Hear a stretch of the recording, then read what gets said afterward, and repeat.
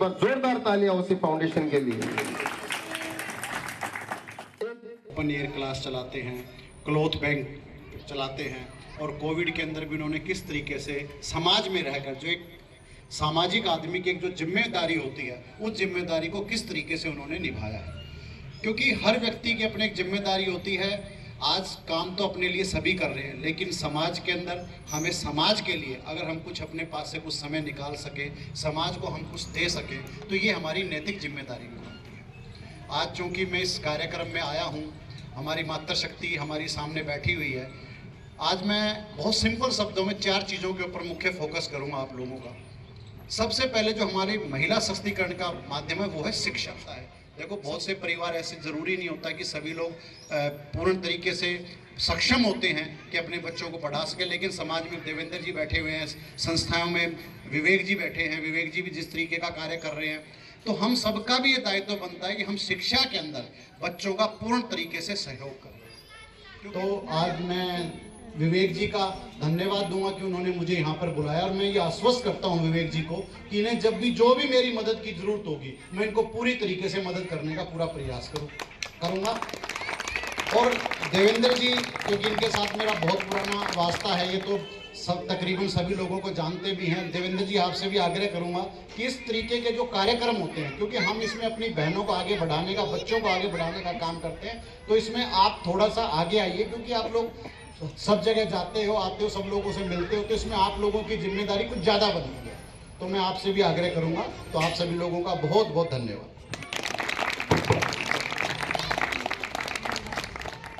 मानवता के लिए एक कदम हमारे मुख्य प्रकल्पों में, जैसे कि देवेंद्र जी ने बताया, उसके अलावा मैं संगठित रूप से बताऊं तो हमारे 3 बैंक हमने ऑर्गेनाइज किए हैं। एक कपड़ा बैंक, एक बुक बैंक और एक फूड बैंक।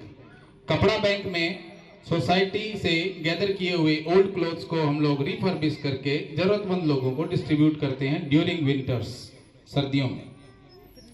सेकेंड हमारा बुक बैंक है, जिसमें आसपास के मिडिल लेवल के 8 स्कूल हमारे साथ एसोसिएटेड हैं, जिनके बच्चे अपनी old books after the session हमको डोनेट करते हैं, जिससे हम स्टेशनरी और बुक्स का अरेंजमेंट करके उन झुग्गियों में पढ़ने वाले हाल फिलहाल में 120 बच्चों को रेगुलर शिक्षा प्रदान कर रहे हैं।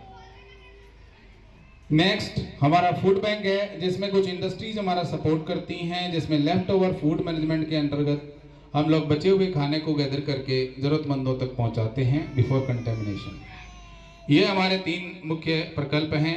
इसके अलावा ओपन एयर क्लास में हमारे पास 3 अलग अलग जगह झुग्गियों में 40 के बैच में 120 बच्चे निरंतर पिछले 4 साल से शिक्षा प्राप्त कर रहे हैं।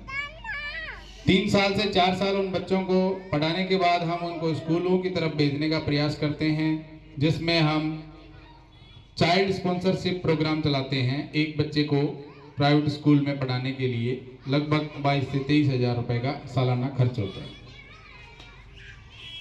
आगे आपको सिलाई सेंटर के बारे में बताऊं तो ये हमारा दूसरा बैच है। 6 महीने में जिन महिलाओं ने, जिन मातृशक्तियों ने यह कार्य संपन्न किया, पूरा किया, उनमें से कुछ यहाँ उपस्थित हैं, तो सभी से आग्रह करेंगे कि आप उन्हें सर्टिफिकेट देने की कृपा करें।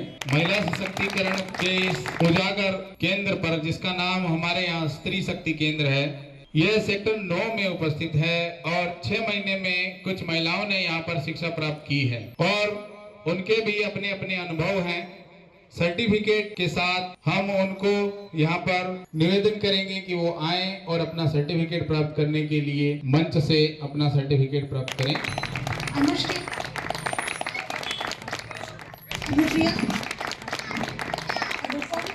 खुशबू, नीतू, दीपिका, नेहा सोनी,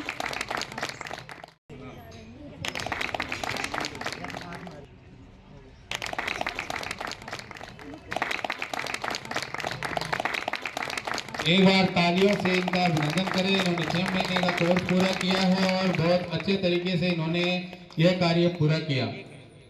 आपको बताते हुए बड़ी खुशी होगी कि इन्होंने न केवल यह सिलाई सीखी है, बल्कि यहाँ पर स्वावलंबन के लिए जो हमारे कपड़ा बैंक में पुराने कपड़े आते हैं, उनसे इन्होंने उपयोगी वस्तुएं भी बनाई है, जिससे कि हमारे सेक्टर को प्लास्टिक मुक्त भिवाड़ी का अवार्ड मिला है। इसमें भी इन महिलाओं का बहुत बड़ा योगदान है, क्योंकि इन्होंने पुराने कपड़ों से बने हुए थैले यहाँ पर डिस्ट्रीब्यूट करने के लिए हमें बनाकर दिए। आपको जानकर खुशी होगी कि इनके द्वारा बनाए गए थैले रोटरी क्लब के द्वारा भी बहुत जगह पर डिस्ट्रीब्यूट किए गए हैं और यह सभी थैले पुराने कपड़ों से बने हैं। हमारा सेक्टर प्लास्टिक मुक्त भिवाड़ी प्लास्टिक मुक्त क्षेत्र में पूरे राजस्थान राज्य में अव्वल नंबर पर आया और इसी से हमारा सेक्टर सबसे स्वच्छ और सुंदर है, जिसका एक लाइव एग्जांपल है महिला सशक्तिकरण।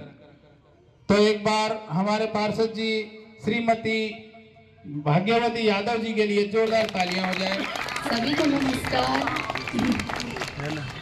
सबसे पहले मैं ओसी फाउंडेशन को बहुत बहुत धन्यवाद देती हूँ कि हमारी महिला शक्ति के लिए इतने मतलब ये कार्य शुरू किया और मैं यही चाहती हूँ कि हमारी बहनें आए और ये जो कार्य शुरू हुआ है उसको सक्सेस दें और सभी बहनों से अनुरोध है कि ज़्यादा से ज़्यादा आए और इस कार्य को सफल बनाएं। बहुत बहुत धन्यवाद।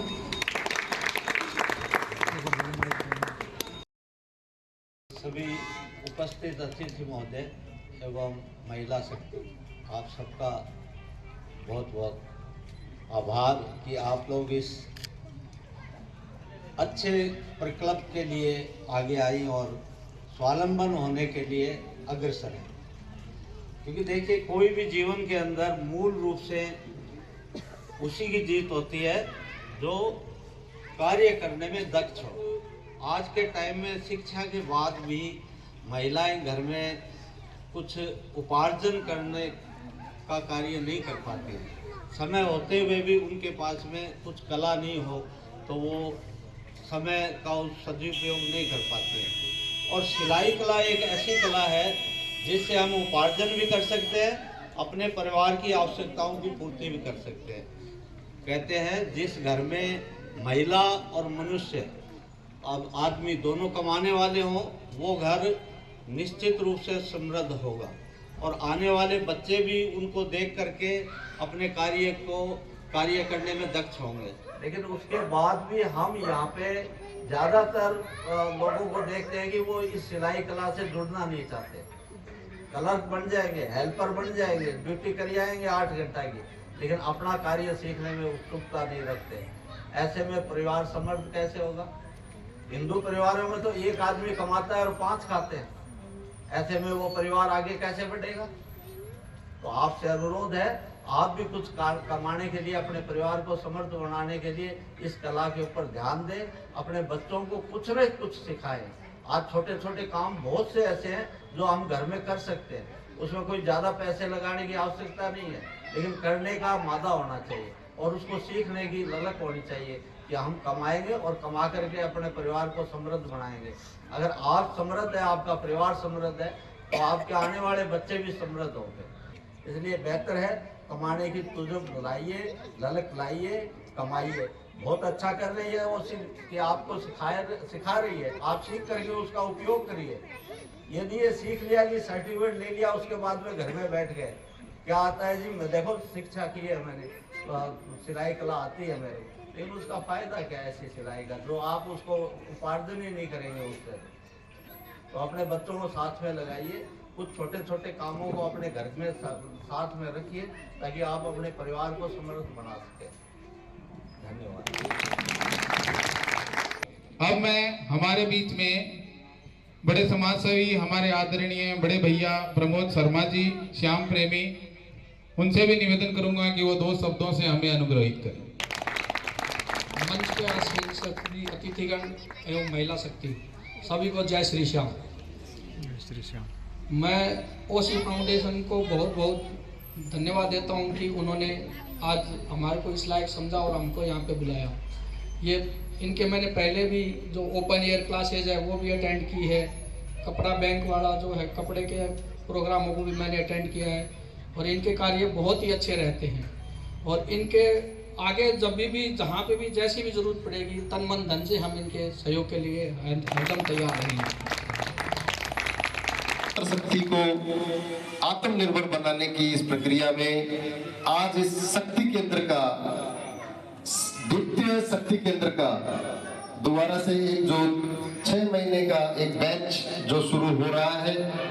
मातृ शक्ति जहां जहां तक भी आवाज जा रही है, जो आज यहाँ उपस्थित हैं, सभी सिलाई के इस कौशल को अपने अंदर निपुण करने के लिए वो यहाँ पर हमारी शिक्षिका महोदय रितु अग्रवाल जी और अनुप्रिया शर्मा मैम और रेखा शर्मा जी, नेहा सोनी जी और अनुश्री महापात्रा, ये सब यहाँ पर सिलाई की जो बारीकी, जो स्टार्टिंग की जो स्टेज होती है वहां से और एक निपुणता की तरफ जो आपको अग्रसर लेके जाती है, आपको आत्मनिर्भर अपने दैनिक जीवन में जिस प्रकार से सिलाई की जो जरूरत पड़ती है, घरेलू जो भी काम होते हैं, उसके साथ साथ में अगर कोई महिला उससे अपनी आजीविका भी अगर अर्जन करना चाहती है तो उस दिशा की ओर ले जाने का ये इस शक्ति केंद्र का उद्देश्य है।